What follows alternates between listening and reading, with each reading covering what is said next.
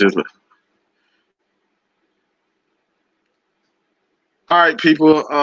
Your boy man Mike here, the heavy hitters, man. Your boy Kevin will be here soon. Jew, man, introduce yourself to the people before we get into something real important. What's up, y'all, man? Y'all already know it's your boy Juju on that beat, as they always call me. Juju on that beat, man. It's your boy Ju Talks Sports. What's up with y'all, man? Y'all know how we do it every Friday. It's game time now, man. It's week Hey, one. man. We made it through COVID. We made it through so many deaths this year, man. There's been a lot going on this year, but we finally made it to week one of football. So breath of fresh Hey, air, man. man. Man, look. Hey, man. People can't believe that I get nervous, man. It's like, look, man. This is the first game of the year, bro. I'm a damn mess. I'm a for real. I'm a goddamn mess, dog. Like everybody, man. How many people we got in here? 21 people so far. Hey, man. 21. Look. I need to know right now, am I the only one? Put yes or no. Are you anxious? Are you ready about that? Are you anxious about this game, man? We going against the Seattle Seahawks. Just say yes, I'm anxious, man. Look, hey, the hell with that rise up. Are you anxious, man? Say yes or no. Okay, yes or absolute no. All right, y'all anxious, man? Let us know, man. But Let us good know. gracious, oh I feel like man, I'm finna like lace them up, dog. bro, like seriously, man. I haven't. It's just oh, what an energy, man. This energy, the energy. Here he go, man. Yo, Style, yo, man. yo, yo, Hey, yo. man. My bad. So Hey, I had to blow the bathroom up. That was my bad, man. Hey, this a PG. This a PG Hey, show, hey, man. hey, You know, hey, I got to keep it we real. live. We live, baby. No. My bad, man. What's good, man? Hey, man. No, for real though, dog. Like I've been telling the people, man. Like we're nervous, man. Hold on. Let me say this, man. 19 years ago, man. Um, 19 years ago. It really doesn't even. It just seems like it was yesterday, man. That whatever you want to call it, I'll just say a terrorist attack. And leave all the conspiracy theories to everybody else. You know what I'm saying? But 9/11, 19 years ago,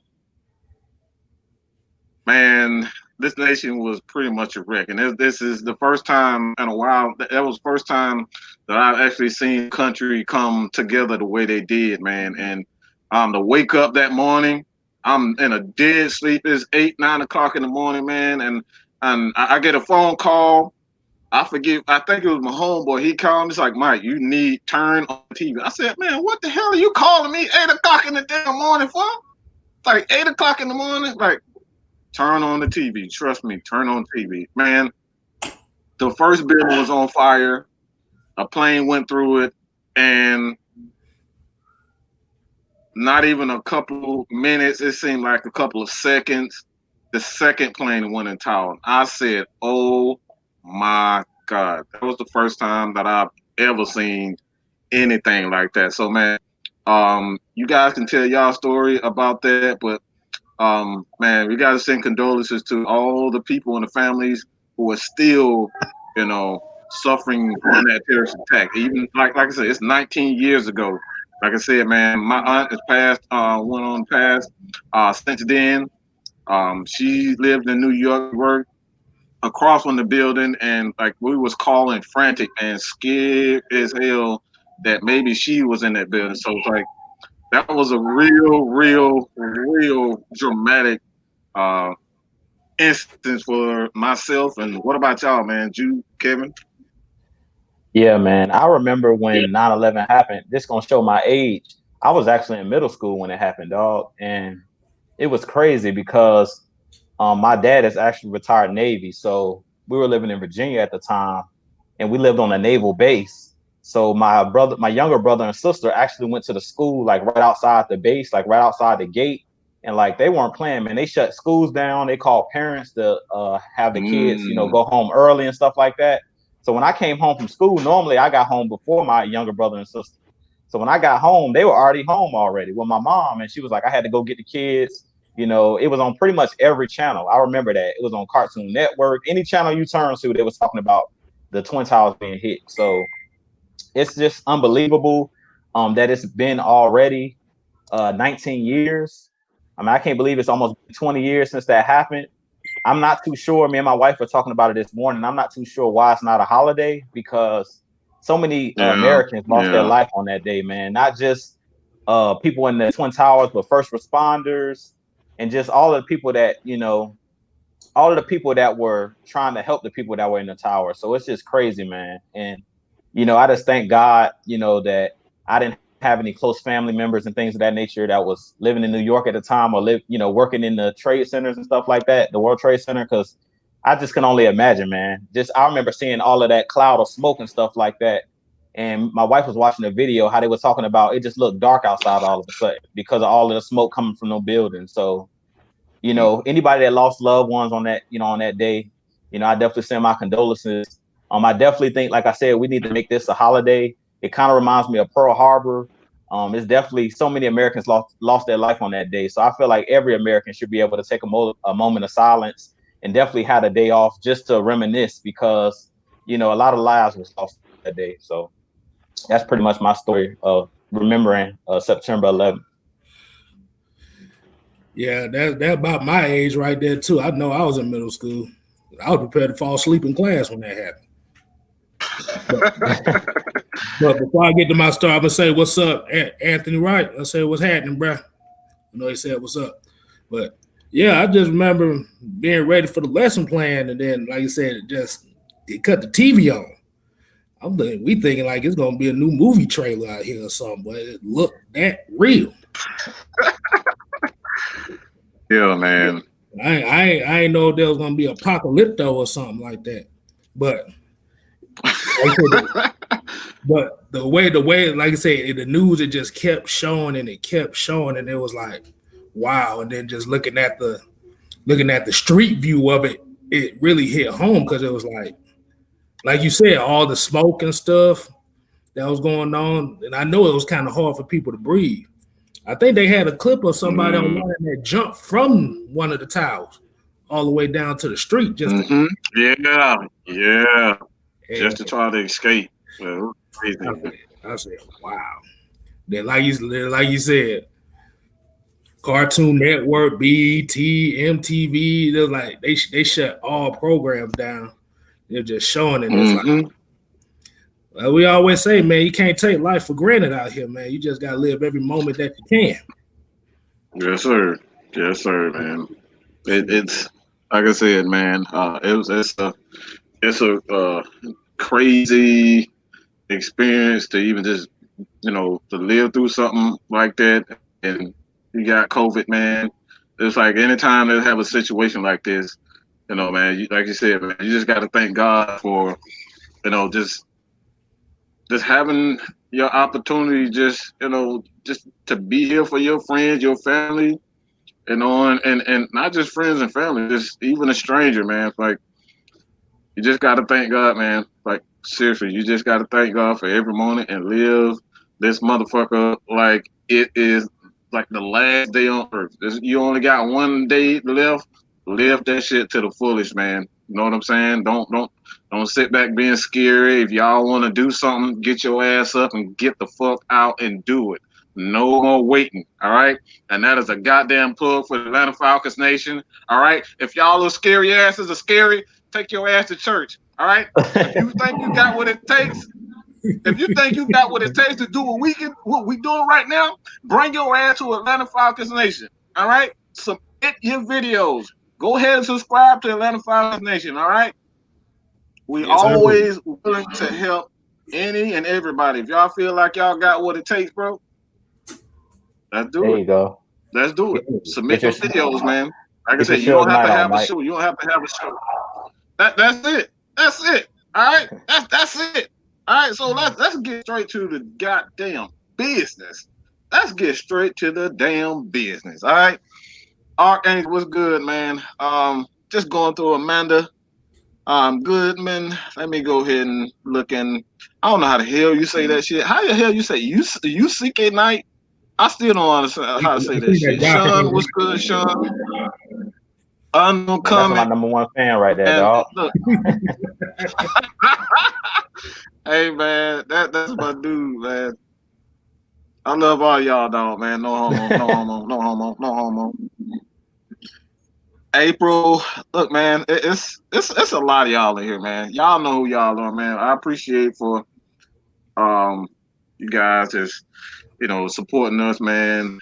God damn, man. I've been doing this shit 3 years and it still don't even feel like 3 years, man. So, woo, boy. Hey, I'm anxious as a mug, man. I don't even know where to damn start, dog. You, man. Hey, man. I'm gonna let you kind of lead tonight. I'm gonna let you lead a little bit, man. Kind of lead the show just a little bit. Where do we start, dog? Like seriously, where do we start? Shoot, man, we're gonna have to chop this up in pieces because there's a lot of pieces to this game. I want to hear from you guys as well. I want to hear from Atlanta Falcons Nation in the chat. I want to hear from y'all. Look, y'all done seen me and Mike's keys to victory. We want to hear from y'all. We're gonna tell y'all what we've already talked about in our videos. And K-Stlyz, this is his platform to go ahead and let loose because he don't have his own platform yet. So, but it's you guys already know. It's in the works. Yeah, it's in the works. Yeah, it's in the works, man. So, but we want to hear from y'all. But I guess we need to start. I think we need to start with Russell Wilson. I mean, I feel like everything starts and ends with Russell Wilson in Seattle. And my keys to victory, my #1 key to victory, if y'all checked out my video, was stopping Russell Wilson. And really, you can't stop him. You can just hope to contain him. So in this game, public enemy #1 is Russell Wilson. Anytime you face Seattle, if you can contain him, you can kind of bottle up the Seattle team because he leads those troops over there. He's the #1 guy over there on the offense and on the defense. Everybody looks to him as the leader. So, man, I think we need to start with Russell Wilson. And personally, I think the game plan should be with the defensive ends, they have to contain outside, keep outside contained. Takk McKinley, he's one of those guys that likes to sneak inside. And he's going to have to. This game is not about getting sacks. This game is not about getting sacks if you're a defensive end. This game is about keeping contained if you're a defensive end.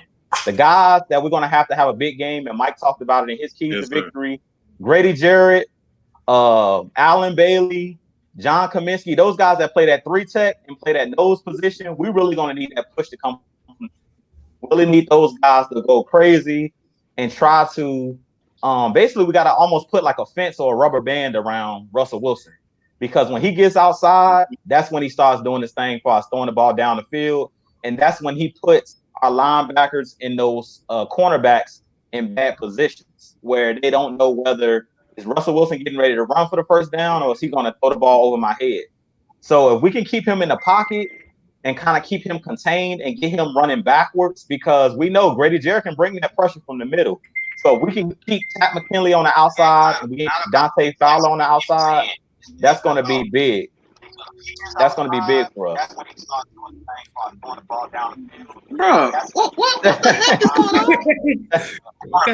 What we got going on here, man?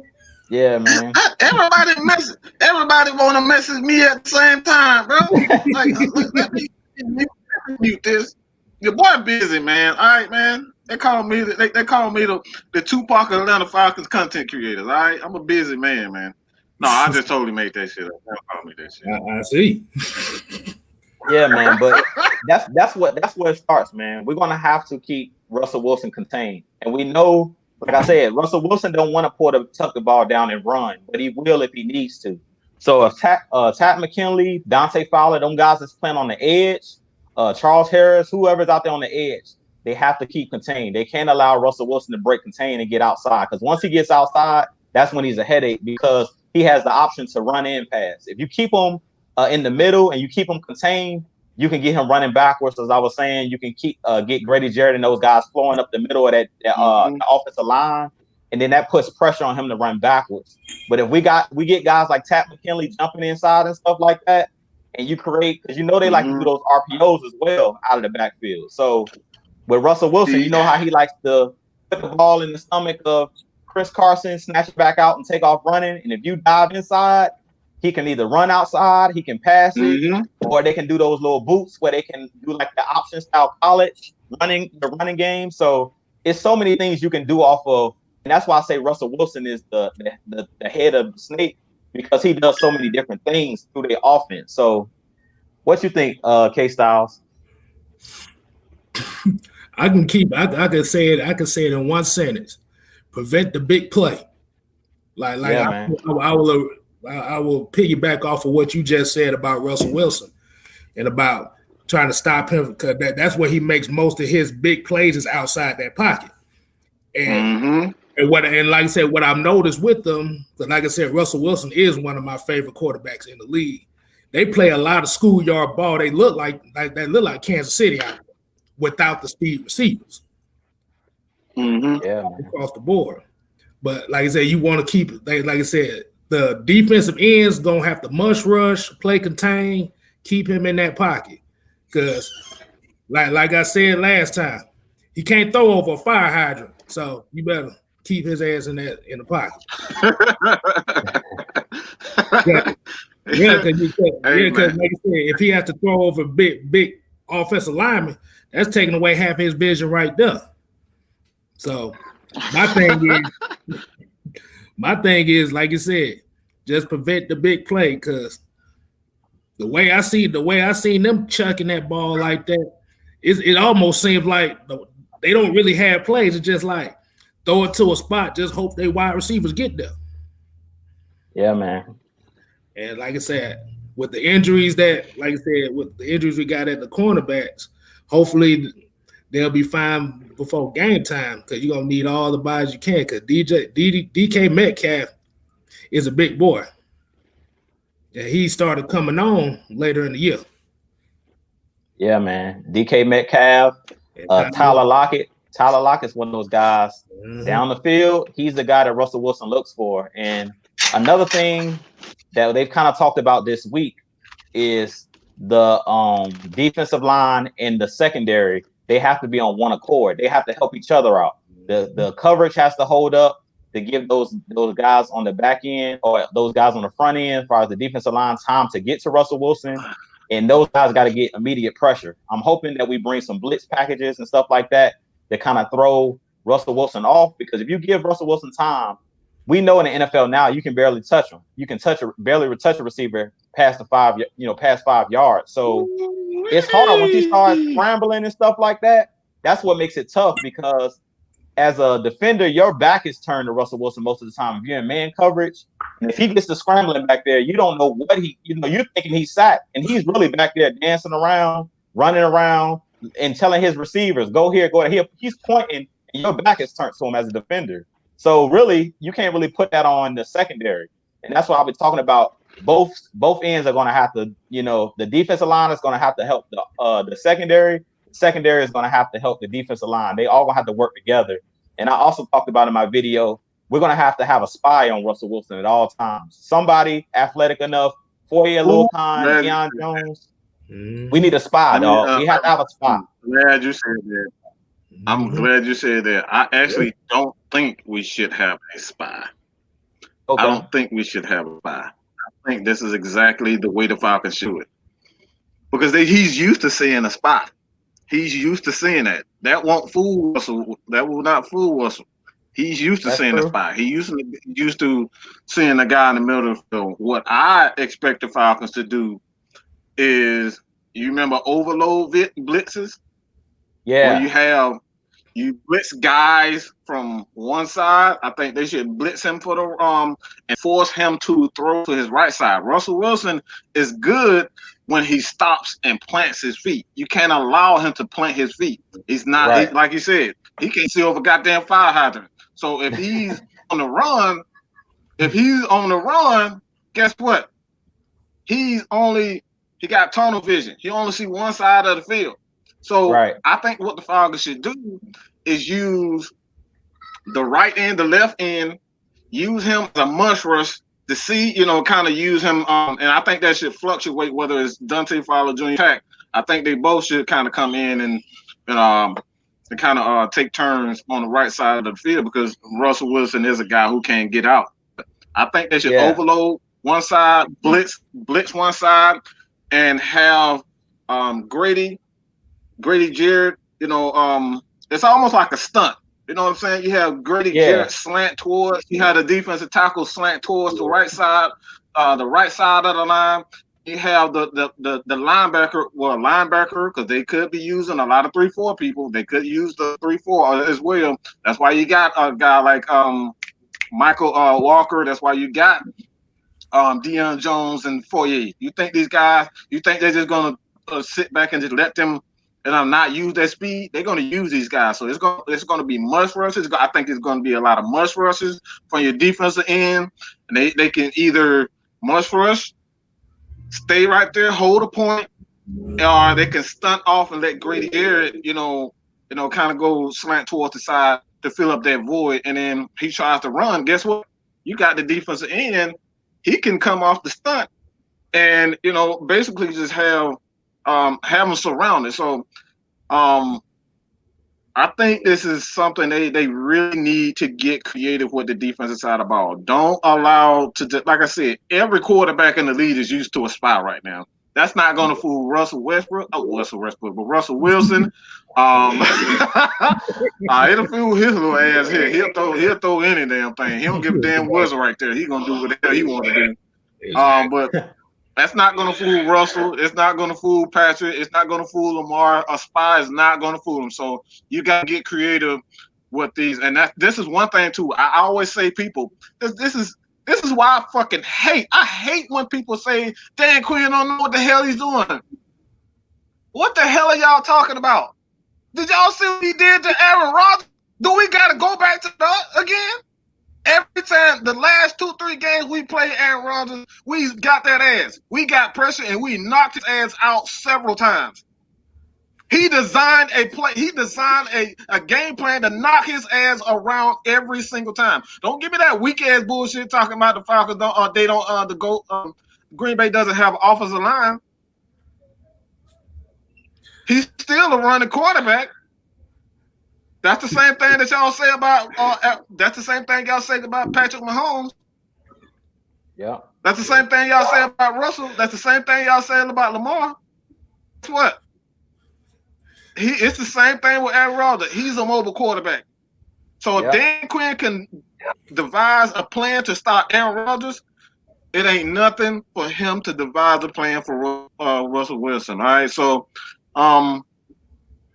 that's how I think they should really, really, kind of go after.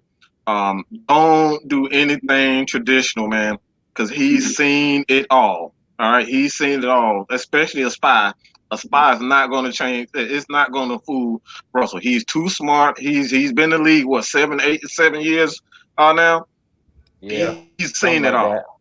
He's seen it all. Man. So that's not going to fool him. So they're going to have to get creative. Like I said, I've told people all the time, and I got a PSA for a lot of content creators tonight. So y'all stay for that shit. All right, I got some shit to say about that. All right.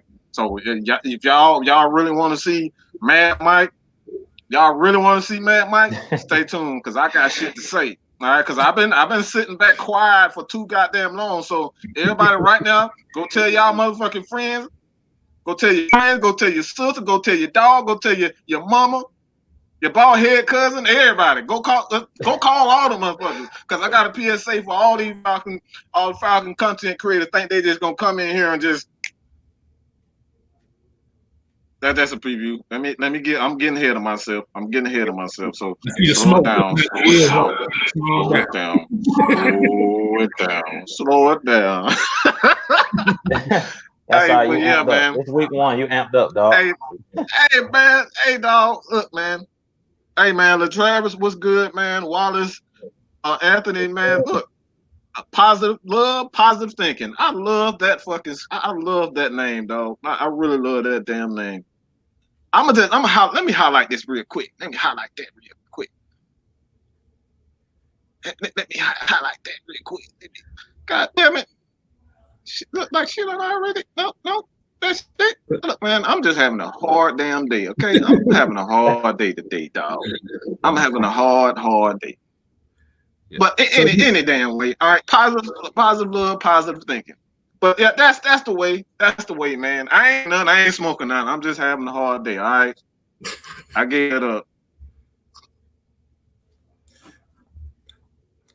So I'm about to say, so y'all don't think like zone blitzes will work against them? Because I'm thinking with that offensive line and how bad that Seattle offensive line, you would think them zone blitzes was actually kind of help them. Because you don't want, like you said, you want to change the pre-snap look. Right. I say this, man, and like Mike was saying, I completely agree with Mike when I was saying a spy. You don't want to do one thing against Russell, period. Like what Mike was talking about, mush rushing and whatever. One thing I want to see in this game is adjustments.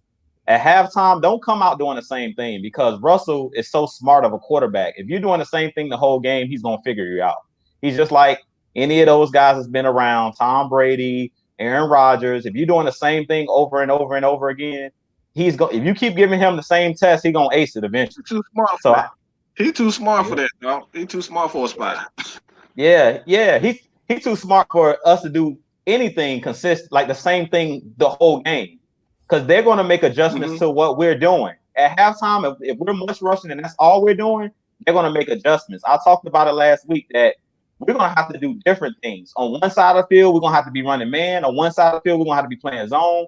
We're going to have to throw them off, keep them off balance. And that's the most important thing is keeping Russell Wilson off balance. Blitzing, showing blitz, and don't blitz, you got to keep him on his toes. Because if he gets comfortable, it's a wrap.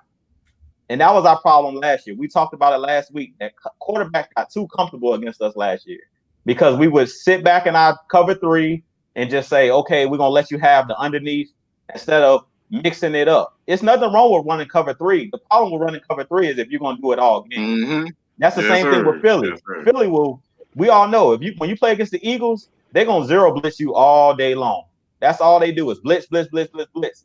And that's what happened last season, week 2. Blitz, blitz, blitz, blitz, blitz. Yeah. Matt Ryan and the knew it was coming. They said, okay, y'all gonna keep blitzing us? They know it.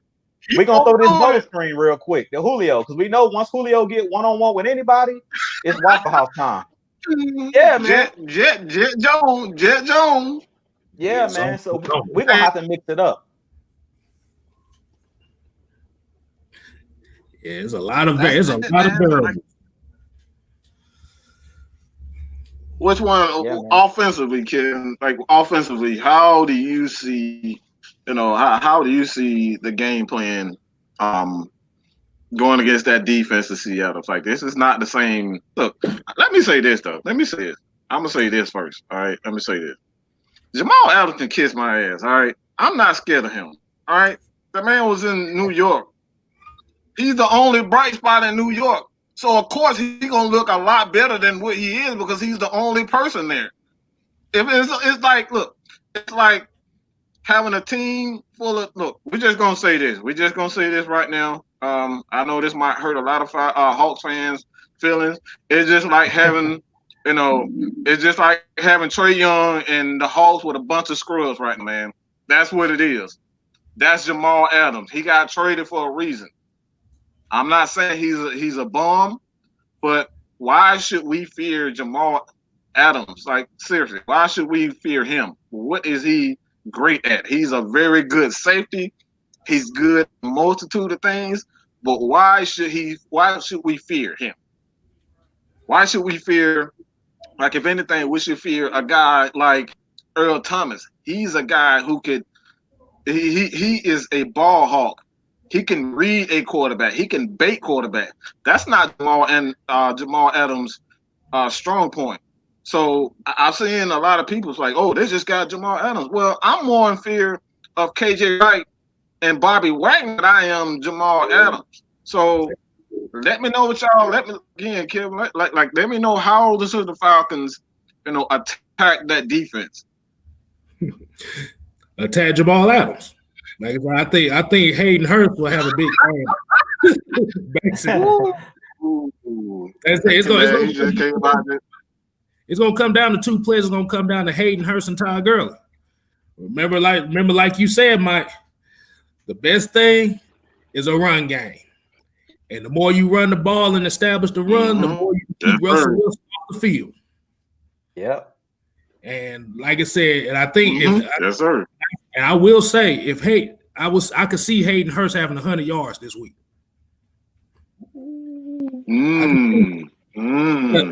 Ooh, that's a hot take, boy. I like that take. That's a hot take. Hey, I'll eat crow on that myself, but like I said, you can't really double nobody. And then, like you said, with that athleticism that Hayden Hurst has, you got to account for that. If you don't account for that, he's going to tear your ass a new one. It's going to be the booty warrior all over again. But I definitely don't think they. Go ahead. No, I said I don't think they like my take on Jamal Adams. Fuck him. And fuck y'all too. If y'all don't like what the fuck I said, fuck you too. Fuck him. Y'all sound like some goddamn Tom Brady apologists. Fuck him, Jamal. Healthy. Fucking whatever the hell he is. Fuck him. Ain't nobody scared of his ass. He got to worry about Julio and he better worry about Ridley ass zooming past his goddamn ass, breaking them goddamn ankles. That's what he better worry about. The hell I'm worried about him. I'm sorry ass quarterbacks they got. The Jamal Adams. Better worry about Julio. We got some monsters, but we got some monsters at receiver. That's what I'm talking about. Like the hell with like this is what pisses me. I'm sorry, all over the place. I don't know why I got so much energy right now, but this is what pisses me off. Hey man. Hey man, I'm just out for no fucking reason right now, man. Man, maybe it's just football season, man. Hey, that's what it is, dog. Maybe that. Hey man, it's football season, bro. Like I'm like, look, we got some. I think people are really underestimating Calvin Ridley and what like this dude. I think this is what's really, really wrong with a lot of people. They are really, really underestimating Ridley. All right, they really underestimate. This dude is an absolute monster when it comes to running those routes. We've seen a couple of routes. We've seen a couple of plays from AJ Terrell, but they did not show him getting his ass burnt on a couple of plays against Calvin, Mr. Ridley. Ridley was giving his ass the business, okay? Not business, the business. He giving him the goddamn business. So if that is Calvin Ridley, and you seen what he's done to safety, you seen what he's done to some of the best corners in the league. They tried to put a little Marshawn Penalty more on him. No, he broke his fucking ankles. He broke what's the other one that came from New York? What's that sorry ass corner, Mr. Eli Apple or whatever the hell his name is? He broke his ass too. Like Calvin really is an absolute monster. And you put Calvin Ridley and Julio together. Come on, people. Let's stop. I ain't worried about no goddamn Jamal Adams. He better stay on his goddamn feet when you worry about them two monsters. And that's all I got to say about that, man. Yeah, man, I agree with you, Mike. I'm not too worried about Jamal Adams. To be honest, a lot of people talk about our defense, but I think that Seattle's defense is going to take a step back this year. And for the mere fact that I don't think that defensive line over there in Seattle, I don't think that they have the pass rushers that they need. A lot of people are forgetting they lost Davion Clowney. Yeah. I'm not huge on Davion Clowney as far as when he was coming out. He was supposed to be the Chase Young back then. He was that guy they kept showing the one hit he made in college against the Michigan Wolverines in the backfield when he demolished that running back. They kept replaying that over and over again. But I really think that they're going to struggle on that defensive line. They don't really have that premier pass rusher like how we got the Dante Fowlers and the Tack McKinleys.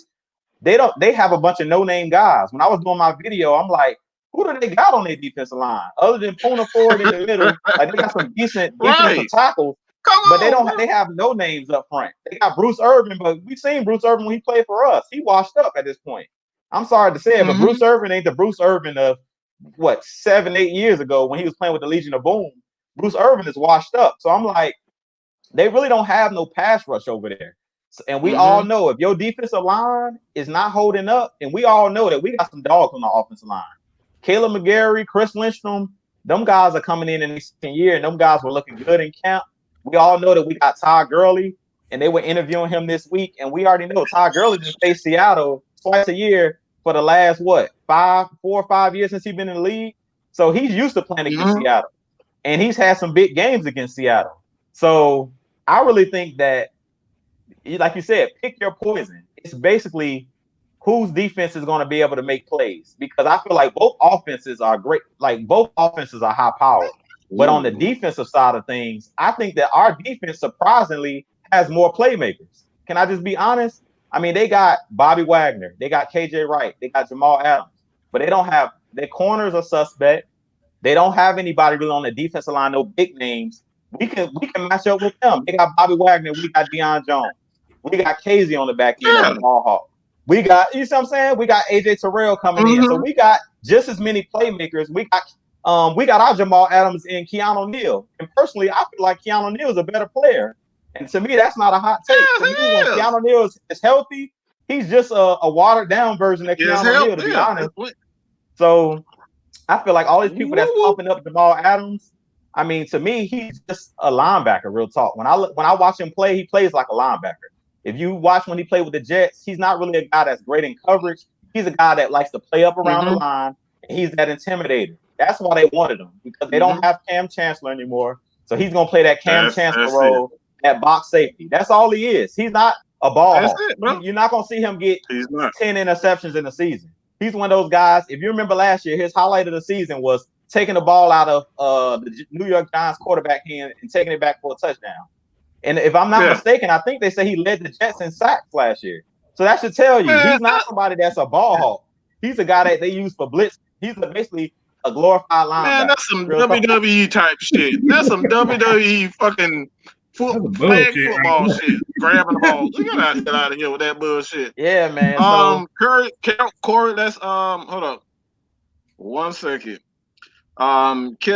This is Corey Fielder. I'm a Kansas City boy, born and raised.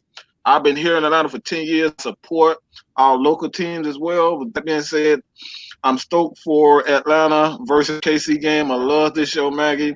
Has put together, bringing y'all together and chop it up, man. You guys are well versed. Look, man, I truly appreciate this, man. Like this is exactly why we do. Like, we're trying to bring, nothing but the absolute truth of the facts of the matter. You know what I'm saying? Like, I might joke around every once in a while. You know what I'm saying? I still don't think we should be afraid of Jamal Adams. I wasn't joking when I said that, Jamal Adams. But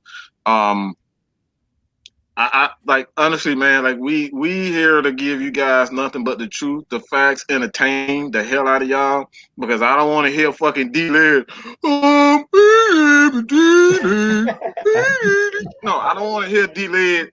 I'm tired. I know y'all tired of hearing D-Led talk. So y'all can tune in to Atlanta Falcons Nation. You can go to Talks Sports, all right, Mike Sports, and hear us talk. Y'all don't want to hear them old ass takes. Y'all don't want to hear that old ass grumble shit that everybody else be talking, man. Look, man, bring y'all asses here, support us, man, and trust me, we got some big things. We got some big things coming for you, man. There's a lot of Falcon content creators out here who are absolutely great, man. And like I said, you guys support them too. But like I said, I got some for that ass. I got a PSA a little bit later, but appreciate that, Corey, man. What the hell were we talking about? I'm all over the goddamn place. Like, my mind is like, bro, I don't know what the fuck I'm on. I ain't smoked none. I ain't drank none. I don't know what's wrong. I can't focus, dog. I literally cannot focus right now. That's that football junkie high right there. Hey, maybe that's it.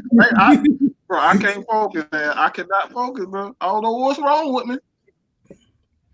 Yeah, man. But you was talking about the offense and the defense, basically. We were talking about Jamal Adams and why we shouldn't fear Jamal Adams. Because, like I said, he's a glorified linebacker.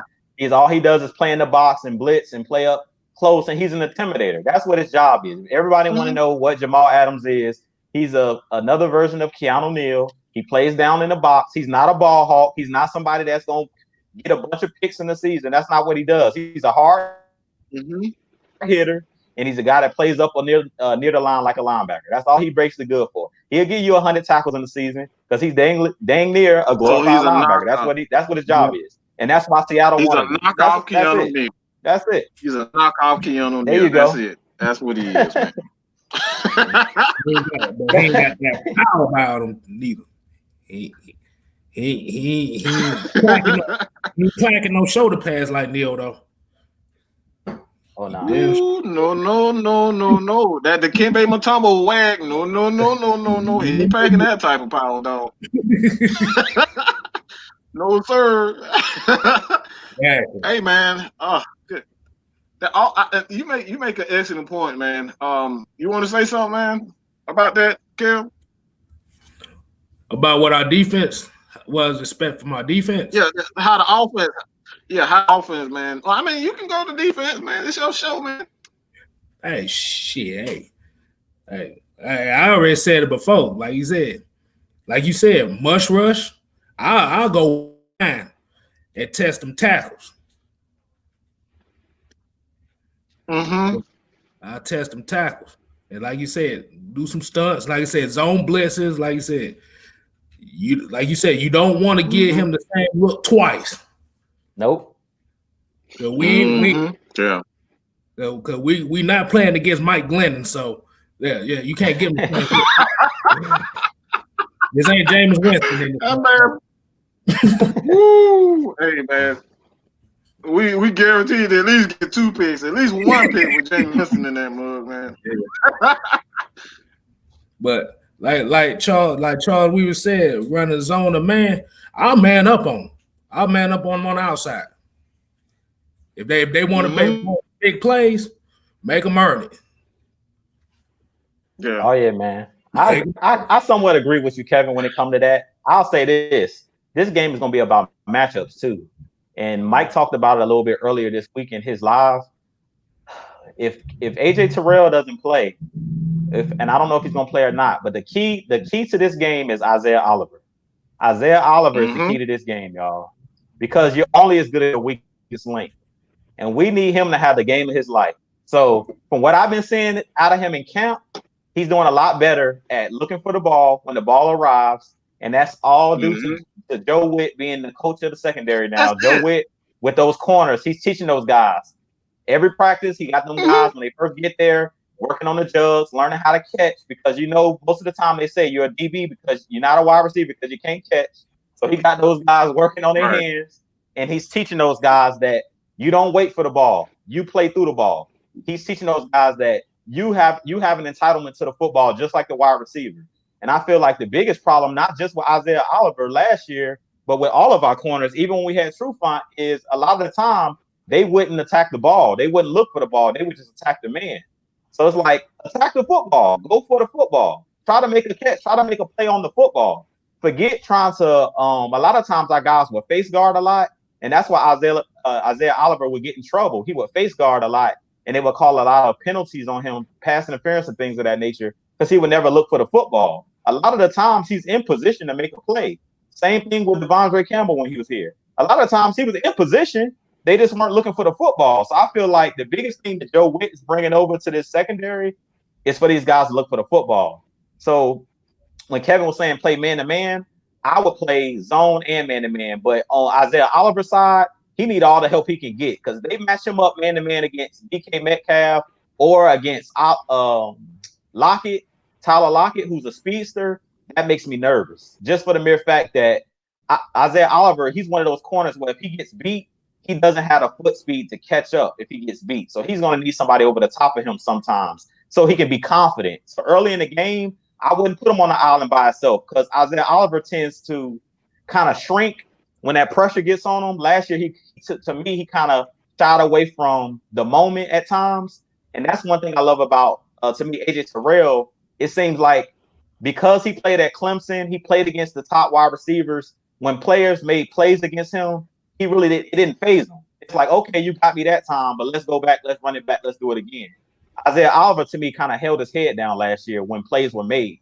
So we're only as good as Isaiah Oliver because it seems like he's going to be the guy on the outside. Yeah, we do got Darqueze Dennard that they can throw out there on the outside, but without Kendall Sheffield, who was in a walking boot this week, which I don't think he's playing at all this week. So we're kind of short-handed at the corner position. So Isaiah Oliver, we're going to need him to have a big game. We're going to need him to be technically sound. We don't need him to necessarily get an interception. We just need him to play within himself. Be confident, be aggressive, but play smart. Because Isaiah Oliver, to me, he's a solid corner. He just has to get that confidence. So early on in the game, I hope that they don't go for a streak pattern or a 9 route where he's one-on-one. Because if somebody catches a deep pattern on him, sometimes he tends to fade. His confidence tends to fade. So I hope that he's ready to go. I hope that Joe Wick got him ready. And if he ain't ready, pull him out and put Dennard on the outside. I don't care. We don't have time for we don't have no time for holding your head down. This is live bullets now. This is no longer training camp. So we need everybody to come out and play their A game. So we only as good as our weakest link. And to me, the weakest link on that secondary is Isaiah Oliver until he continues to develop. So what you think, Mike?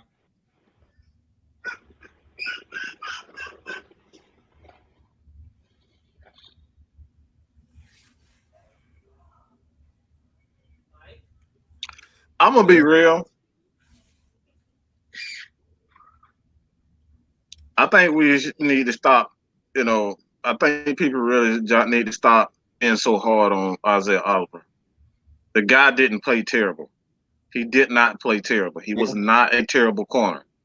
He was a flawed corner. There's a difference between playing terrible and flawed. He was a flawed. And veteran quarterbacks like a Drew Brees in this division, they will pick your flaws apart. That's his problem. His technique is flawed. Desmond Trufant, he was technically sound. You could not take advantage of him. He had very little technical flaws. Isaiah Oliver has technique issues. This is the first thing that Joe Witt said when he came and he looked at the corners. He said, I looked at Isaiah Oliver, and what I saw immediately was his hands weren't in the right place. He never said that he lacked the speed. He never said he lacked the quickness. He said his hands were the issue in press. So I'm gonna need people to chill the fuck out when it comes down to Isaiah Oliver. Isaiah Oliver is a flaw. Techniques can be fixed. All right, look at Darius Slate. He didn't get off to a good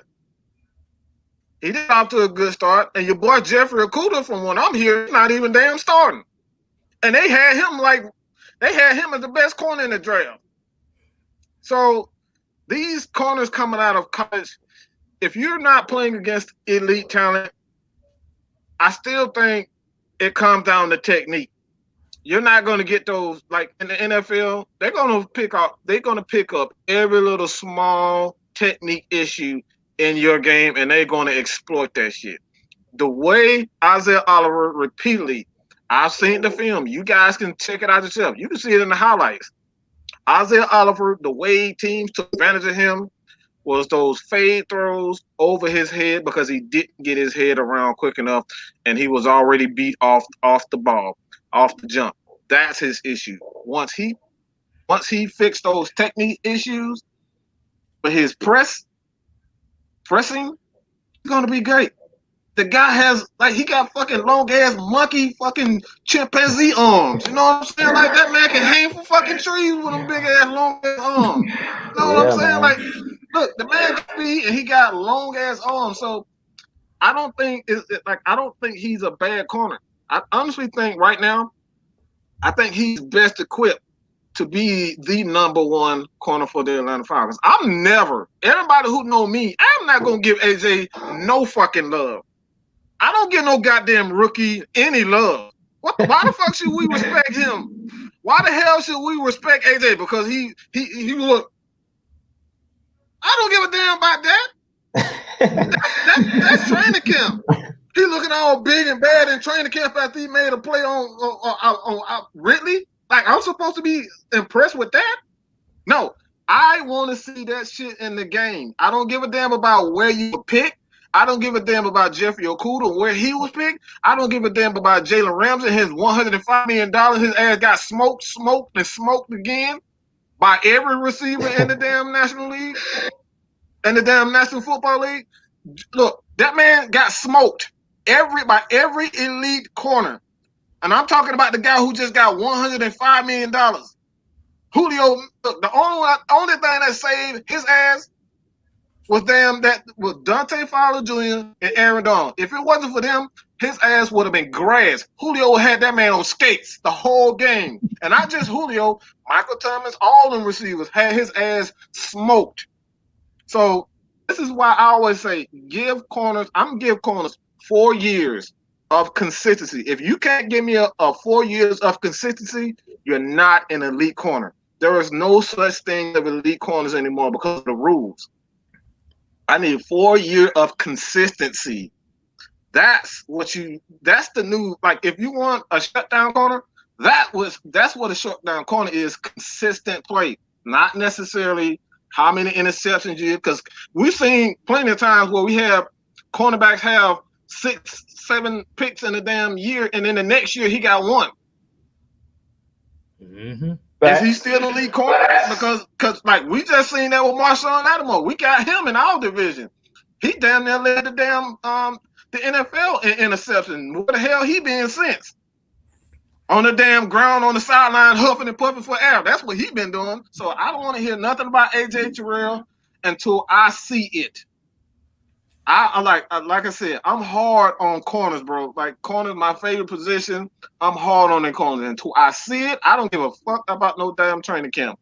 And look, man, y'all can take this shit, but because, like I said, man, people are getting on Isaiah Oliver for having a flaw in his game, and we haven't even seen AJ in a real live game. And y'all, he's a shutdown corner. Man, this man in practice, bro. And I wish I could play that damn clip right now. Practice? Come on, bro. Get out of here with that. Don't give me that jump about no damn practice, man. Julio smoke his ass during the game. Let him guard Julio. And we'll see how tough. Let him guard Julio the whole game. Let AJ Terrell guard Julio the whole game, and we'll see who fucking elite. So don't miss me with that bullshit. Don't get mad, people. Don't get mad because I'm speaking the truth. Y'all know it's true. What I think, man? Yeah. Respect. I promise it ain't nothing in this cup. I promise you it ain't nothing in this cup. It ain't nothing in the cup, man. All right, whatever, man. There's something in there. It's called football.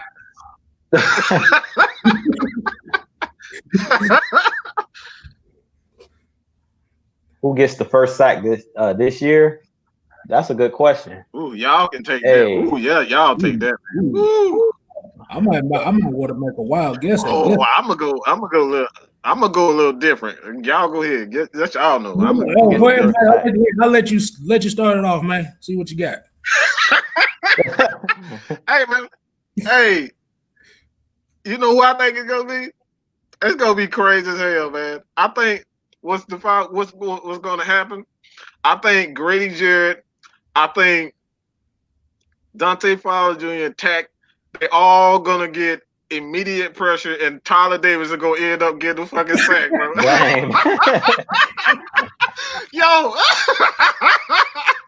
watch. I'm telling you, bro. Watch. That shit gonna happen. You go like, how the hell they get all the work, and then Tyler Davis will get that high speed work in the NFL, bro. That's how it works. I mean, you look at Agent Claiborne. Everybody like, how the hell he get 6 sacks? Because everybody else was doing their job, and he cleaned up. That's how the NFL work, bro. Yeah. That's true. Get the snack sacks. Yeah. Hey, man. I'm not. That's all I think, man. I think, like I said, I think it's gonna be Tyler Davis. It's gonna be somebody like that. If not Tyler Davis, it's gonna be somebody you least expect to get the sack, bro. Man, that's tough. I think it's gonna be one of the guys on the edge. I say it's gonna be either Tack or Dante Fowler. The reason I say that is because we know they double teaming Grady on the inside. So somebody gonna have to step Mm-hmm. up when they're being, in their one-on-one matchup. Somebody's gonna have to step up and beat that number one, beat that one-on-one matchup. And I think it's gonna be Dante Fowler, real talk, just for the mere fact that he has more than one pass rush moves. Dante Fowler sets people up, man. He was teaching Tack that you can't just bull rush all game. You got to use your bull rush to set up your speed rush. You got to use your speed rush to set up your bull rush. You can't just be coming with the same thing. You can't let them see your hand. It's like when you playing cards. If you playing spades, you can't let people know what you got in your hand. So you got to keep mixing it up. You got to have a counter move. And that's what Dante Fowler used. He used them counter moves. He's bull rushing, bull rush, then speed rush. And he throw you off balance. So I really see I think Dante Fowler might get the first sack because he's so relentless. Like you said, he pretty much wrecked the whole game against the Falcons last year when he was on the Rams. Him and Aaron Donald, he was goddamn giving Caleb McGarry all he wanted. He was making him look like a rookie for real. That was one game he definitely looked like a rookie. He whipped Caleb McGarry in that game. I mean, I think he had like 2.5 sacks, 2.5, 3 sacks. He the one who ended up hurting Matt Ryan in that game, if y'all remember, when he had that ankle injury. Yeah. Because he was he lived in the backfield. So I don't know if he was auditioning for Dan Quinn. Like, look, I'm going to show you that I'm worth the money. He came to Atlanta and showed out. I guess he was just auditioning for Atlanta in that game. That was probably his best game of the season last year. So I really think it's going to be Dante Fowler, just for the mere fact that he's going to get a lot of one-on-one matchups, and he's a guy that knows how to use his moves wisely. We're going to see if Tat McKinley been listening and being his understudy, and if we're going to see Tat McKinley bull rush all game, or is he going to mix it up? Because we all know Adrian Claiborne he wasn't the fastest guy, but he used his hands. He had that one little wax on, wax off, that Mr. Miyagi move, but that Karate Kid will work, man. Oh, yeah, man. That one dude on the Cowboys couldn't hold him, dog. He did that one move the whole game, that little club chop, and he destroyed Dak Prescott in that one game. That one game he did that same move. So I'm gonna need Tat McKinley to go find Mr. Miyagi, man. He got to learn that wax on, wax off, man. Because Adrian Claiborne, he got paid a couple times for the Falcons on a 1-year deal just because he knew that one move, dog, but he was elite with it. So I'm like, I need Tat McKinley to learn another move, something to counter his bull rush, because he's good at bull rushing, but you got to counter it and throw them off balance. So I think it's gonna be Dante Fowler. I think he's gonna show everybody why he got that money why he got the bag. What you think, K-Stlyz? I'm gonna go with kind of how Mike set his up. But I'm going to go mine a little different. I'm going to say Keanu Neal get the first sack of the season. That's a good one. Ooh. Oh, that's a good one. Yeah, you got me. You got me with that one. I kind of like that. I kind of see it. I can see that happening too. Cause like you said, you got that 3 safety set now. Like you said, Keanu Neal now is the big nickel linebacker safety. So he gonna be in the. He's the. Well, what it doesn't say, the boogeyman coming for that ass. Yeah, he want to prove he still got it. John Wick. John Wick, man. Exactly. Hey, man. I like that. I can definitely, because I said I was gonna say that PSA for later. Yeah, but don't do it, man. I'll just say this.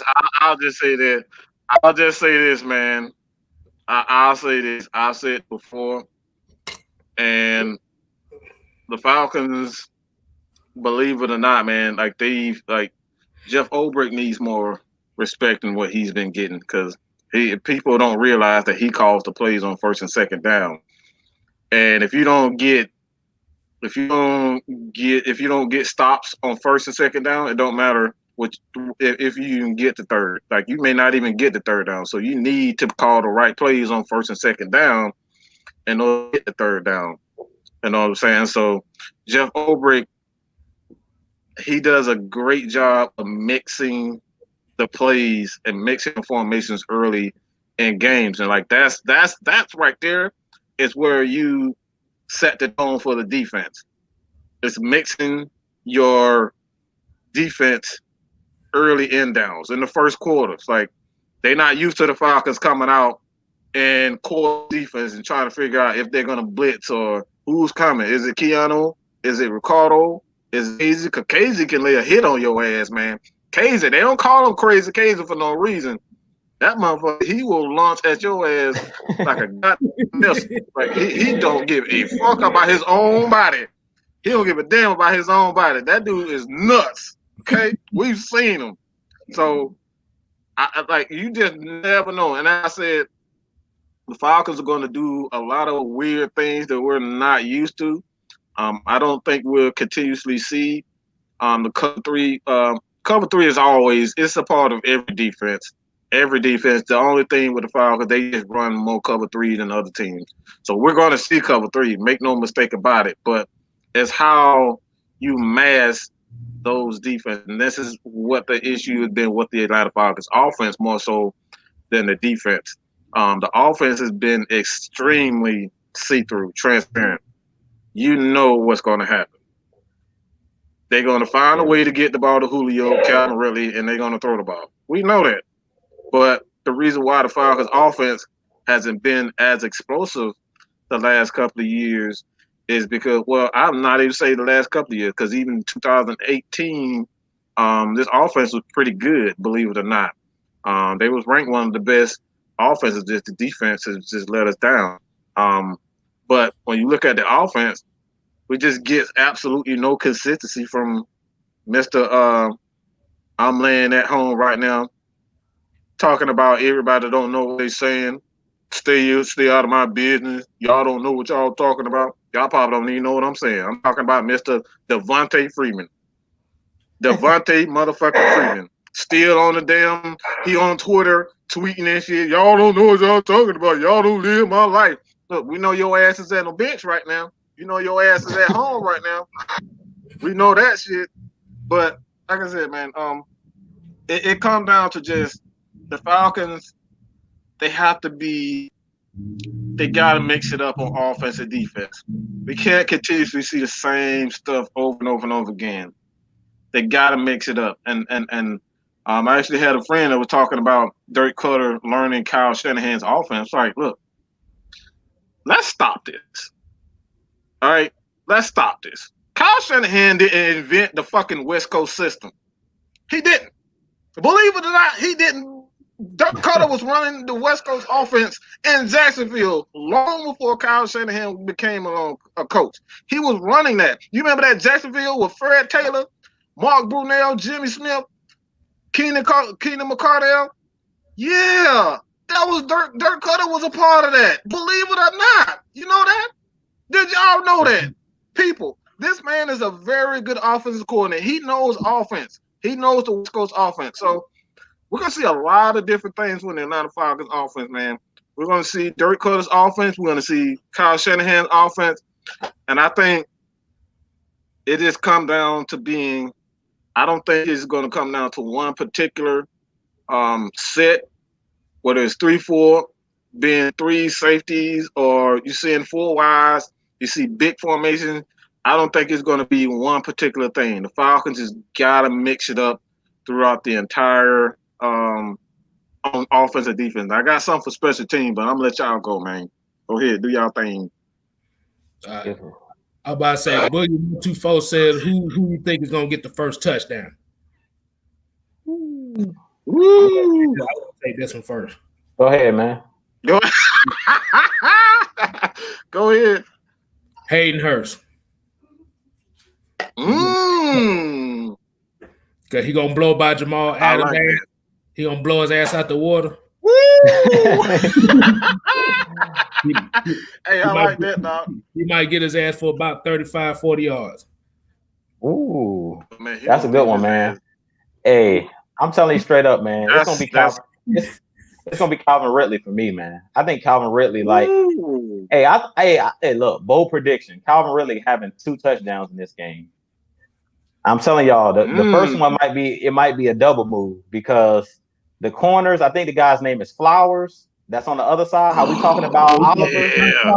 They have Shaq Griffin or Shaquille Griffin, and he's good. He's solid, but the corner on the other side, Flowers, he's suspect. Yeah, he's suspect. And we all know that Calvin Ridley is the number 1 receiver. Yeah, he's the number 2 for us because we got the best receiver in the game. We got the GOAT playing at that, Julio the GOAT. So on any other team, Calvin Ridley's the number 1 receiver. So I'm telling y'all right now, Calvin Ridley gonna have 2 touchdowns in this game. He gonna go over the top on somebody, and he gonna get by that number 2 corner, Flowers, whoever covering him. He gonna get by somebody. He gonna get loose, and when he get loose, they're gonna be in trouble, man. He could easily have over 100 yards in this game. I easily see it because you can't double team everybody, and they're gonna have to double Julio. And with Todd Gurley back there in the backfield and him sucking them linebackers up with that play action, I'm telling you, it's gonna be a shot to Calvin Ridley over the top, and it's gonna be pretty. Yeah, somebody gonna be eating his dust. I'm over here. They call it fly red for a reason. I'm over here salivating, though. I'm salivating over here, man. Hey, man, I'm salivating over here. Do you know why? It's because I think Falcons are going to set a tone, dog. I think what they're going to do, they're going to give us a heavy dose of Todd Gurley on that first time, and we're going to smash a motherfucker in the mouth. I really think they're gonna set a tone with Todd Gurley early in that running game, right? People are gonna think we're gonna come out and pass the ball to Julio, pass the ball to Todd Gurley, pass the ball to Hayden Hurst, and I think they're gonna come out and set the tone early, set it early that we're gonna play power, physical football. This is not the same Atlanta Falcons. We in that black. We got new jerseys. This is the new physical Atlanta Falcons. We're going to come in and punch they ass in the mouth, and we're going to beat one of the most solid teams in football. They're going to set a tone early. Like I said before, we already know that Matt Ryan, as long as he's healthy, he's going to give us 4,000 a year. In his sleep. In his sleep. He can do that. Oh, by the way, bitches, all you bitch ass Matt Ryan haters, newsflash, Matt Ryan needs how many yards? Do you know? 3,900 yards to pass. Something. Yeah. Who? Yeah, man. I thought it was like 37. To pass whom? To pass Peyton Manning. Hey, man. It's 39. 39 to pass Peyton Manning as the all-time, the quickest quarterback, the most yards in 13 years. All right. The most yards, 13-year history. Not one quarterback has ever done that. Not that old prissy ass Tom Brady. Tom Brady never did it. Warren Moon never did it. Dan Marino never did it. It's yours truly. Your boy stays healthy. Guess what? He's going to be one. He's already one of the all-time greatest quarterbacks. I don't give a fuck what nobody say. He's already an all-time great. Period. Point blank. There's nobody who's done it like Matt Ryan outside of Peyton Manning. No one. When it comes down to these numbers, no one has done it consistently like Matt Ryan. From the very beginning, my boy Travis said this shit on the other day on their extra point. This man threw a fucking touchdown his very first pass. How many quarterbacks have you seen do that? A touchdown on their first drive of their career, the first fucking pass of their NFL career. And why are we still, seriously, why are we still doubting this man? The man done won he done won Offensive Rookie of the Year. The man done won Player of the Month. God knows how many freaking times. 500 yards passing in a game. Julio, 300 of them. How many times are we going to doubt this man? So as long as the Falcons has Matt Ryan, I'm not concerned about the passing game. The Falcons need to come punch Seattle dead in their fucking jaw. Like Mike Tyson say, everybody got a plan, so they get punched in the mouth. And then it's going to have the NFL scrambling, trying to figure out how the hell we're going to stop. Oh, shit. Did y'all see that? Ty Gurley had 150 yards for the Falcons. How the hell we going to stop this team? That's how you set a tone. That's how you scare the NFL. Game fucking one. I want to see Dirk Cutter say, guess what? Y'all think I'm going to come out this bitch passing. I'm going to trick y'all motherfuckers. Hand the ball off to Todd Gurley. Hand the ball off to Todd Gurley. Hand the ball off to Todd Gurley. Play action. Hit Hayden Hurst. Play action. Hit Julio. Run that bitch to get in the red zone. Hand it to Todd Gurley, touchdown. That's how you set a fucking tone. That's how you change it. That's how you win over Falcons fans immediately. Exactly. Immediately punch their ass in the mouth.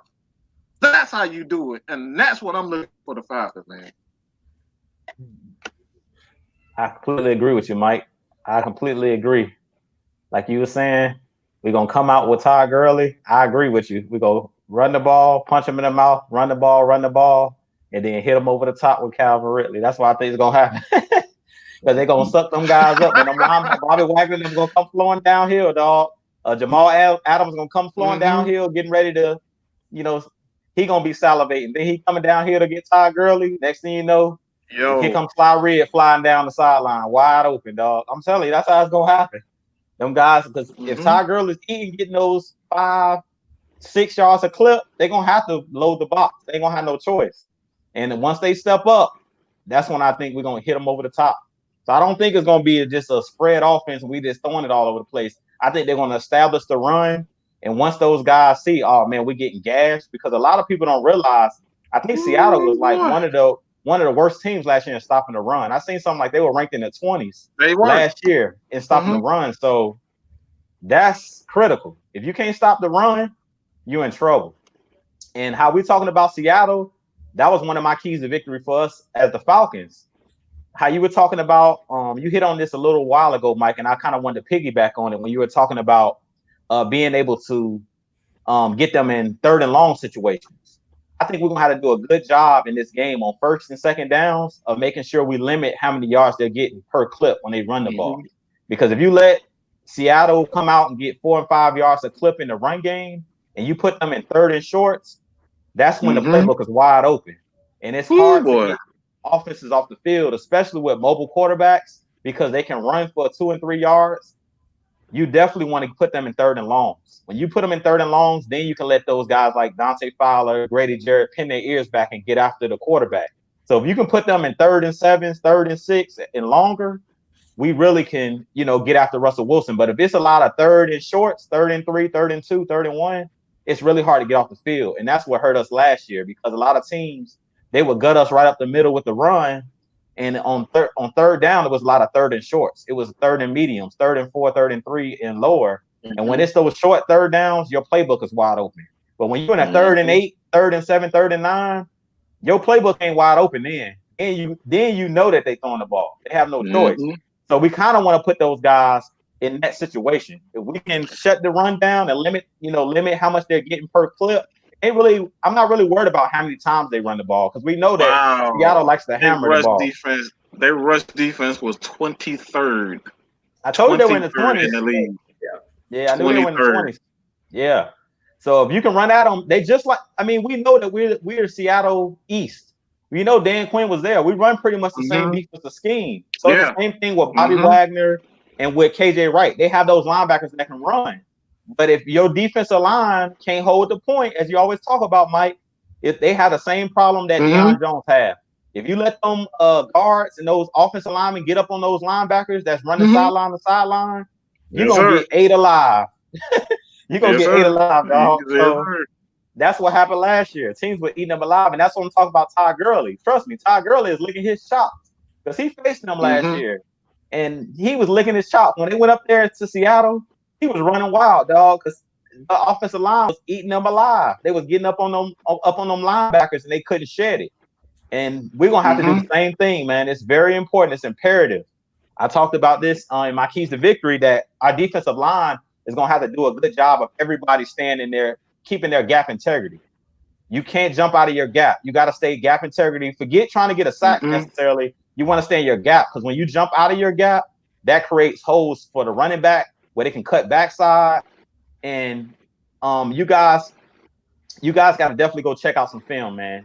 Because if you go and check out the film of last year's game, yeah, man, yeah, it's not just Pat McKinley. I went back and I was looking at some film of last year's game, and there was one play I was looking at with even Ricardo Allen. He played a lot in the box last year when we played Seattle, and there was a couple plays where he got undisciplined and he kind of tried to go in the backfield, and that hurt us too. So everybody just has to stay disciplined.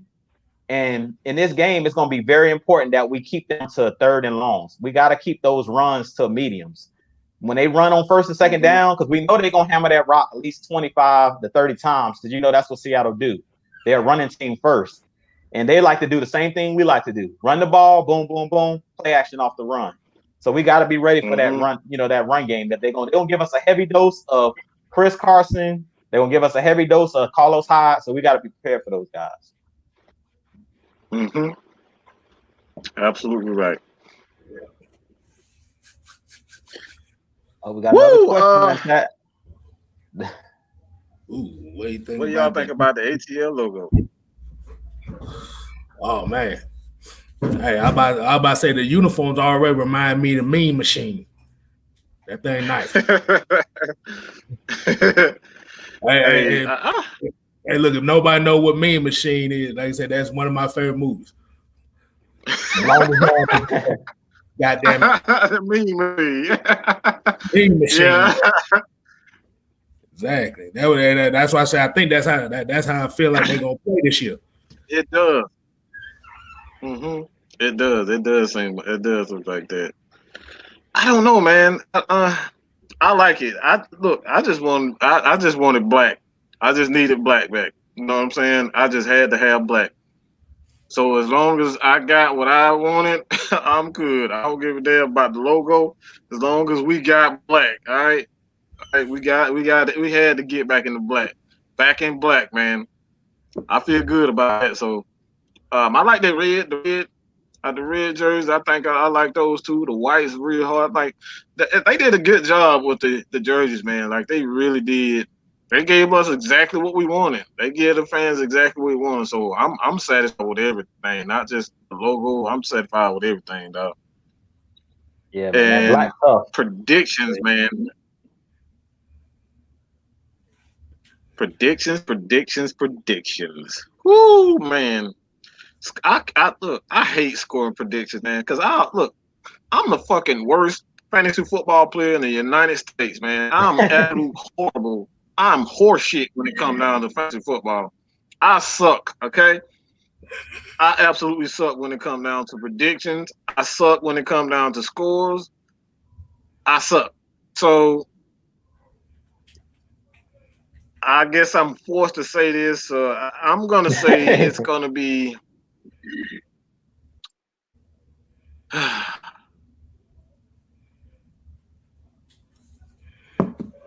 I think this is going to be a low-scoring game. For some reason, I can't get a low-scoring game out of it. I think it's going to be like 17-14 or something like that, Falcons, man. I think this will be a very competitive team. I think the Falcons do have I think they really do have the advantage. And the reason why I say they have the advantage is because the Falcons have incredible athletes. Like they have some monster athletes. And early in the season, it's you don't have a lot of chemistry. So a lot of teams can get away with a lot of, athletic. If you got a lot of athletes, you can kind of get away with some things until chemistry. You develop that chemistry in the offensive line, develop that chemistry in the defensive line, and that quarterback receiver. I think the Falcons, since the Falcons have had their receivers for a while, defensively for the most part, they know each other on the defensive line. So it's like they have athletes, and I think early in the game, the Falcons are going to be able to score some points, and you're going to see these guys kind of get in a rhythm before Russell Wilson and those guys. Like, I just don't believe in anything defensively in Seattle. It's like Shaquille Griffin is a pretty good player. We know what KJ Wright and Bobby Wagner, but they can't carry the team on their own. You still need to get pressure on the quarterback. And you said, Juice, like, who do they have? Like, I'm not of anybody on that defensive line. Davion Clowney's not there. So why am I afraid of them? I'm afraid of them blitz Jamal Adams. I mean, have y'all seen Todd Gurley play? Todd Gurley's a pretty big guy. Let him try to like those guys go head to head.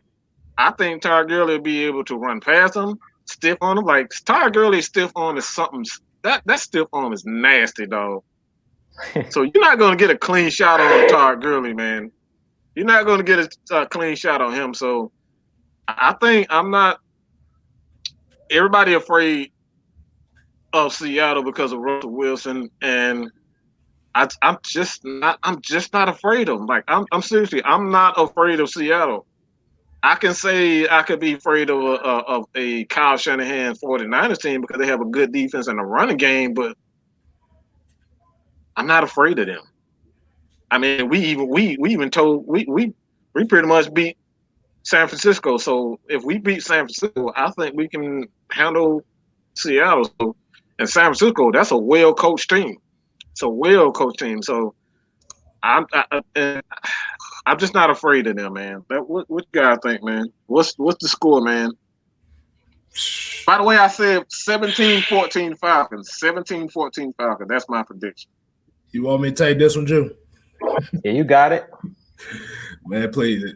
I'm not good with prediction. If I was good at prediction, I'd have won the lottery by now.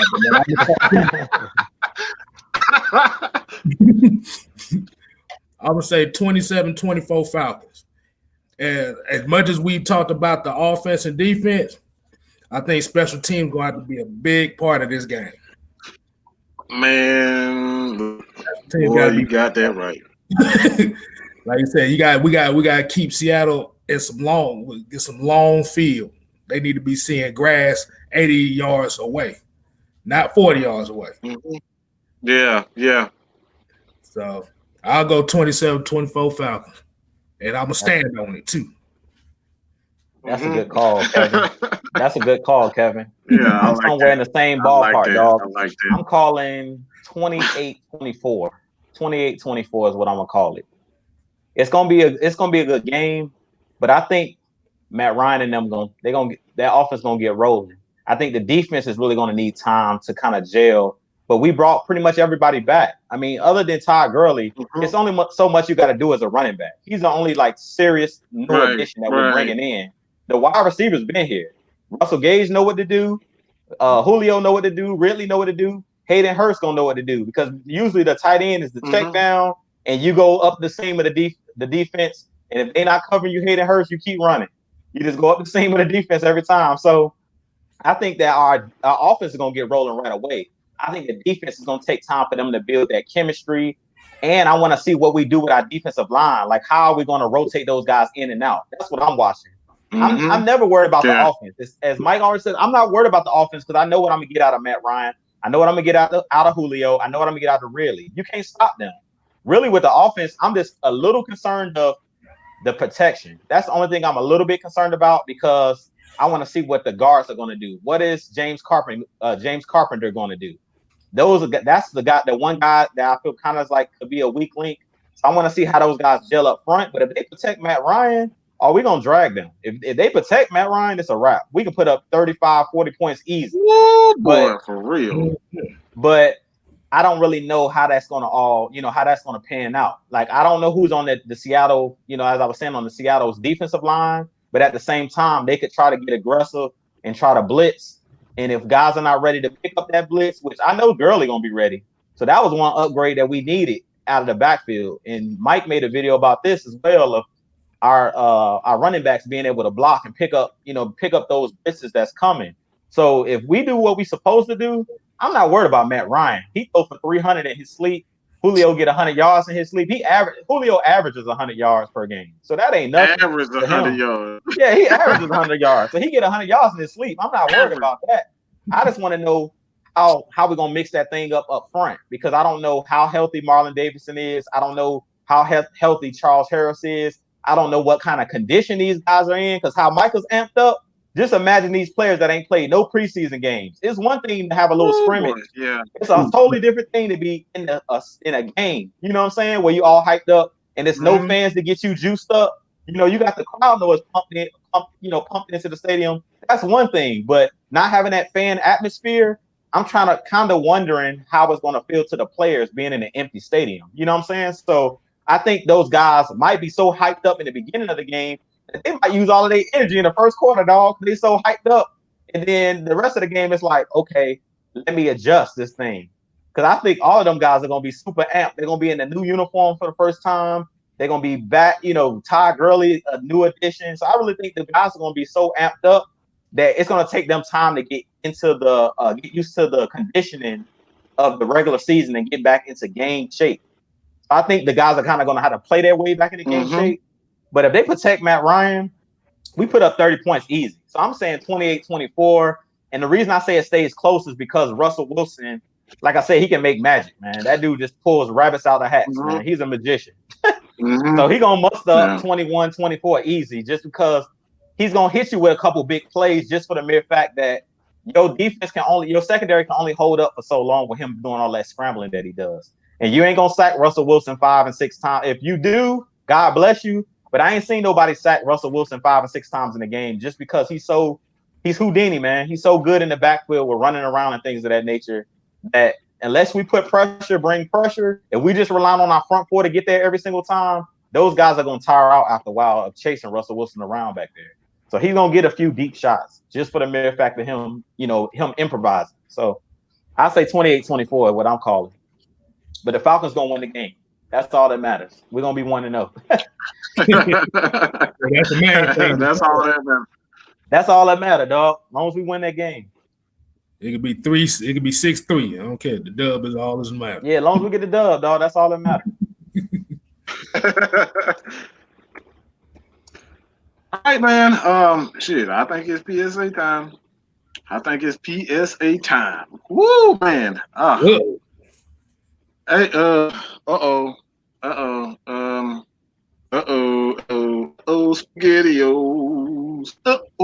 Y'all remember that commercial? SpaghettiOs. It sound about good right now. Hey, man. Look, I'm gonna let y'all go, man, because like this is like I need full attention on what I got to say about something. I need full attention. So y'all go. I'm ending this motherfucker. All right, Drew, I'll let you go ahead. Go ahead first. Are you gonna let me take it? All right. Yeah, go ahead. Take it. Let me see here. I think where I want to go with it is just the appreciation for running backs. If you guys watched the game last night, the kid out of LSU that played for the Chiefs, Edwards Clyde the Glide. Yeah, man. Oh boy did his thing last night. And Clyde the Glide. Yeah, man. Oh boy did his thing last night. But I think we need to put some respect on these running backs' names, man. I'm getting tired of all of this. The NFL's a passing league. At the end of the day, football is about moving another man against his will.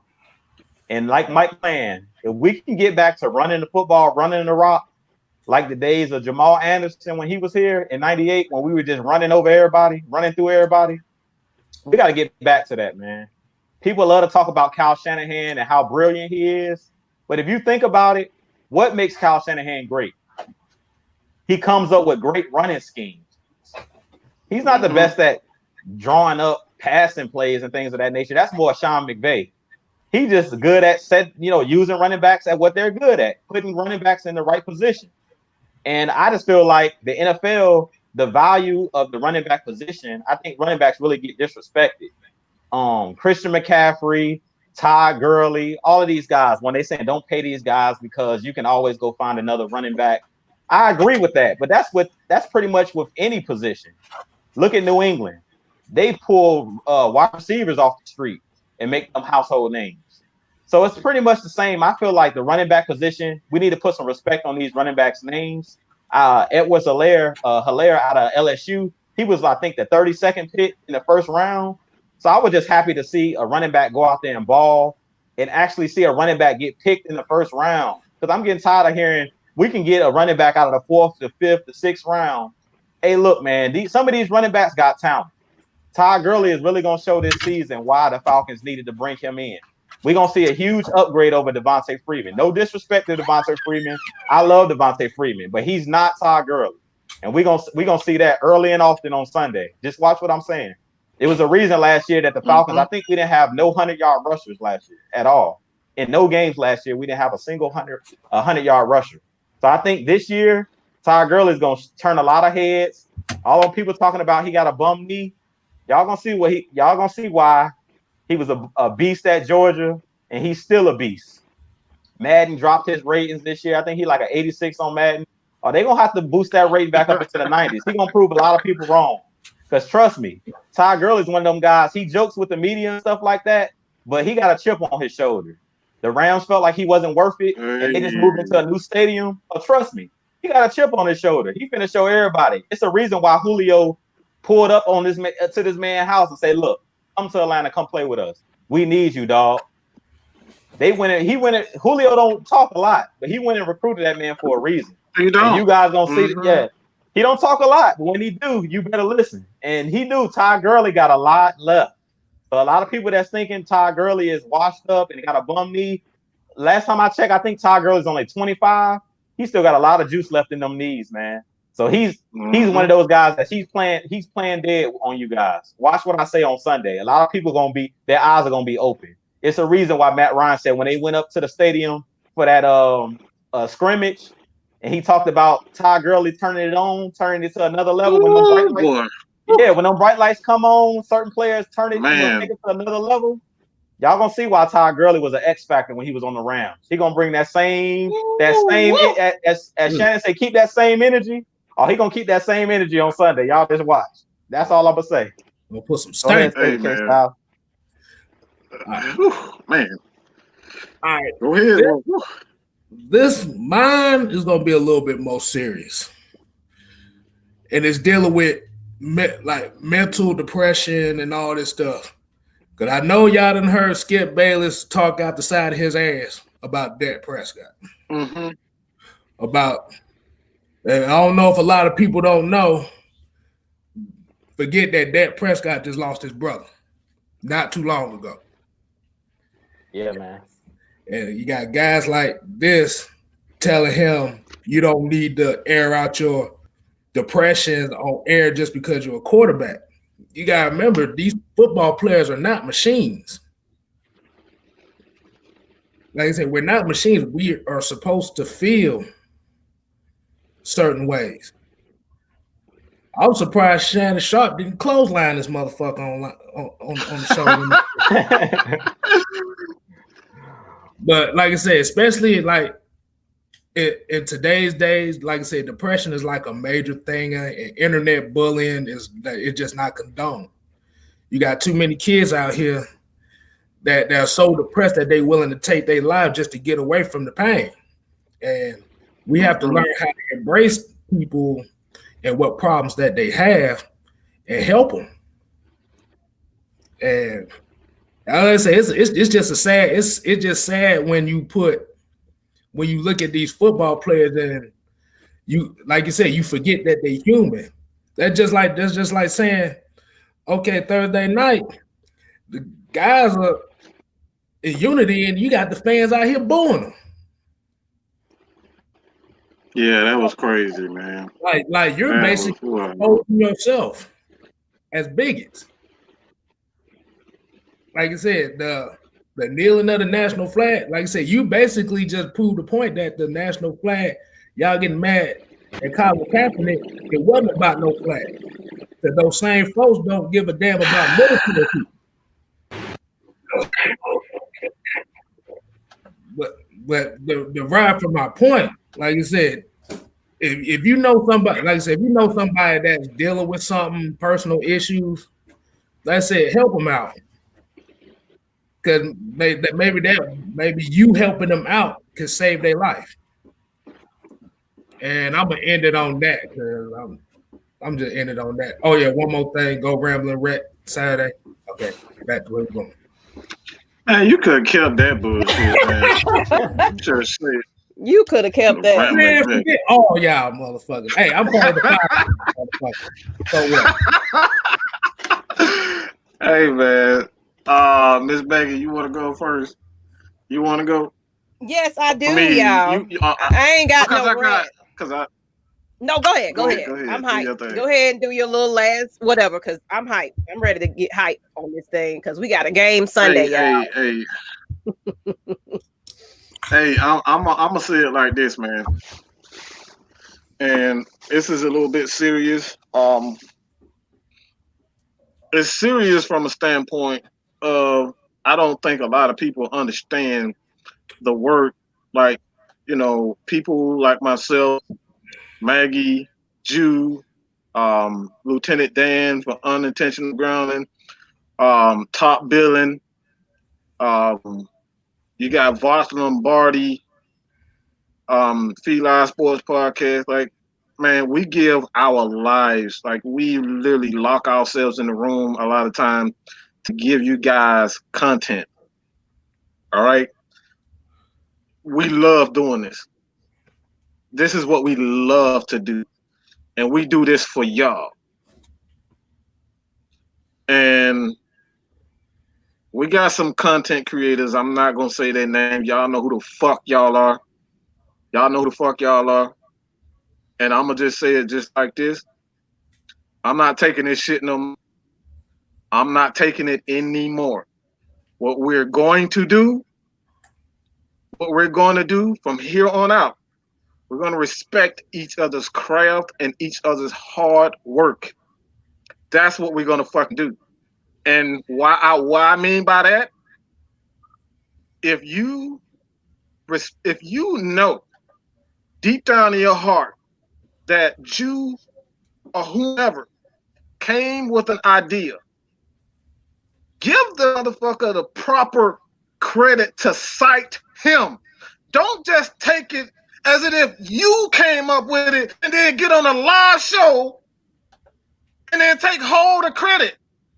Oh, I did this, I did that, I did. No, everybody can tell you that when I am on my shows, I cite Jew, I cite Dan, I cite Aaron Freeman, and Aaron Freeman and I, we don't see eye to eye.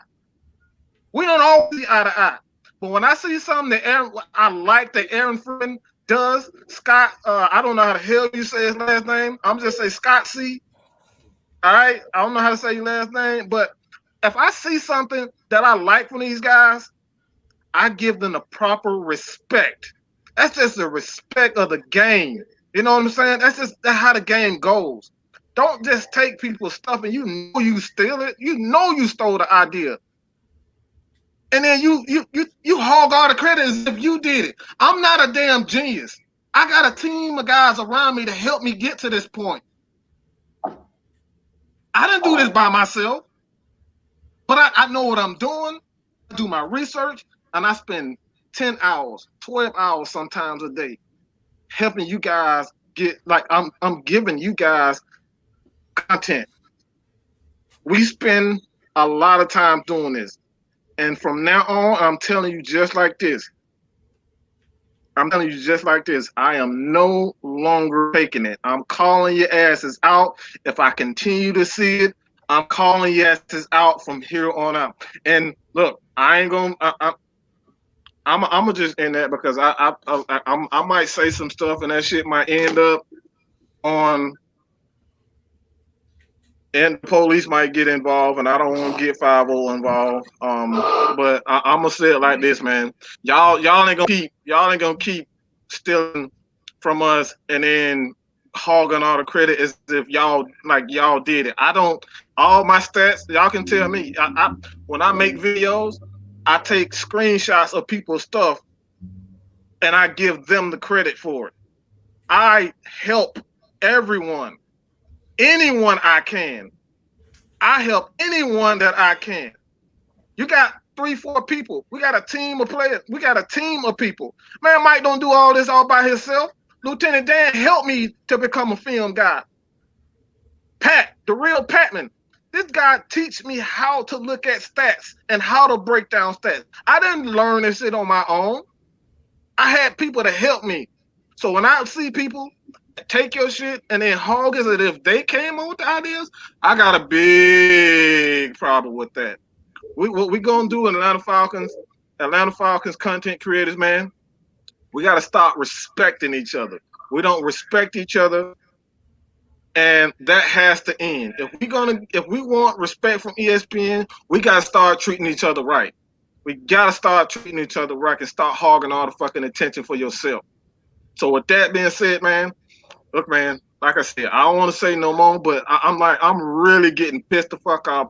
And when I see some shit on people's channels, and then they hogging all the glory. It's like, motherfucker, I just saw you a couple of days ago on Twitter saying that, my idea was stupid, and then you get on the fucking live and say, oh, guess what? I told y'all I did this. Man, look, y'all know who it is. Y'all know exactly who it is. I ain't gotta mention no names. Y'all see it, bro.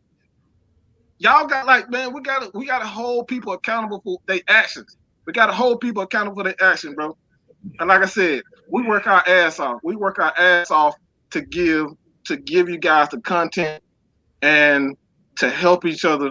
Like I said, Miss Maggie, man, Lush Exchange, Talks Sports, Kevin AFN, man, he got his own time to come. We work hard on our shit, and we're just not gonna let nobody sit back and take all the glory for some stuff that we putting together. Like that ain't happening, man. If we can't do it together, you damn sure ain't gonna steal it. You damn sure ain't gonna steal it. And that's all I got to say about that, dog. That's a PSA. Shit is about to get real from here on out. And that's all. I'm gone, dog. I promise you that. You're gonna have some problems for me. Yes. Well, on that note, you guys, guess what? We got to rise up this Sunday. We got to bring it. We might not be in the stadium, but y'all need to be blowing up Facebook, Twitter, Instagram. Let's stop all this negative Falcons news. When you got our reporters dogging us and talking about us, y'all got to be the fans and say, no, the Falcons are here this year. This is our year. I'm sick and tired of the negative from the news articles, from the radio stations that don't give the Falcons no kind of love. We are bringing Falcons positive content. I want to see the fans show the fuck out. That's what I'm saying. Show the fuck up, y'all. We got to show them that we are the greatest fan base there is. I'm tired of everybody sleeping on the Falcons. Whatever's going to be happening, y'all got to support your team, be behind them. Stop getting in these players' inboxes. I'm serious. We need to be behind our team. Stop calling out our players. Support them.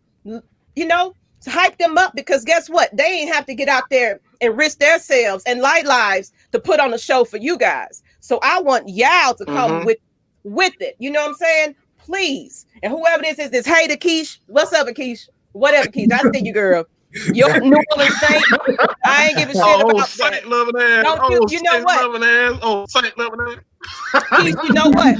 Keith, just for that, you can come on the show for the rivalry game week for New Orleans Saints. I want you to come on and talk that shit. I'm calling you out, Miss Ma'am. I'm calling you out, Miss Ma'am. Because you bringing it. You bringing it today. Let me get my hype on while you hating. I'm just saying, the Falcons are going all the way this year. I have confidence. We look good. We look like the old team. So you know what? I'm excited. As long as we can stay healthy. I'm a little nervous, but it's all right. You know what I'm saying? We're going to get out there. We got Gurley now. We got some, and Julio ain't missed a beat. Matt Ryan ain't damn getting no older. He just looking better and better and better. Y'all going to give my man, Matt Ryan, the recommendation that he needs. I'm sick of it. So let's go, y'all. I just want to get hyped. We got a game this Sunday. I'm excited. Hey, man. Hey. I was about to say, did you go to the Derek Moore School of Motivating? Hey, she on it, boy. Hey, she on it, bro. Hey, man. That's what football season do to you, man. But it's all love, dog. Like, seriously, man. That's why I try to help all Atlanta Falcons content creators. But look, man, I'm one. Look, man, if I see you on the street, I'll say the same thing to you. You know what I'm saying? I ain't trying to take that route, but like, we got to start respecting each other. You know what I'm saying? Respecting each other hustle, because y'all don't realize how hard a lot of people work on this stuff. And like, we really love what we do, and we see people that don't get the proper credit, and not just the credit, just the proper respect to cite that you said something incredibly, intelligent. Like, whoever it is, Kevin said something. Give him the proper credit to say, look, man, I heard this from Jew, and Jew make a lot of sense. How fucking hard is that? Like that's the thing, bro. Like, that's what I'm talking about. You know what I'm saying? I don't need to be praised. Hell, I'm cocky as it is. All right. I'm fucking conceited. I got a huge fucking ego. Ain't nobody gotta tell me nothing. But you gonna respect our hustle. You know what I'm saying? You gonna respect our hustle. That's all I'm saying, dog. So, man, I don't want y'all to go and, I don't want nobody going in, ruin somebody, downvote their videos. Man, we just gotta demand respect where it's due. That's all I'm saying, dog. So, with that being said, if ain't nobody else got nothing to say, man, we can end this. I got one more thing. I got one more thing to say. And this is what the fuck all the Patriots fans that's been talking shit for the last 20 years? I mean, seriously. Man, hey man. What the fuck? Oh my god. Yeah. Like I said, I would respect you if you said you was the fan of the player, but don't act like you the fan of the team. And once the player's gone, you ain't fucking with the team no more. Yeah, man. That's just like how the so-called Chicago Bulls fans of the 90s was. Yeah. Yep. It disappeared, dog. It disappeared. My last word would be stop dick riding. I'm a Falcons to heart. I'm a Falcons fans for life. Players come and go, baby. Exactly. Yes, sir. Exactly. Absolutely. We got $40. We can get some more hoes. I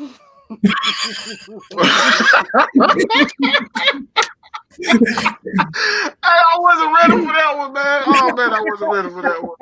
Oh man. You got to throw that one. Oh man, I'm good now. I'm good. Hey man. But I would say, like I said, I appreciate, like I said, we appreciate all the fans that tune in tonight, and like I said, just giving y'all the opportunity to chat with us and vibe with us, and we all one family. We all we got, goddamn. Mm-hmm. Absolutely. Yes, sir. Yes, sir. So, with that being said, let's rise up. Yo, let me rise my beer up. Rise up.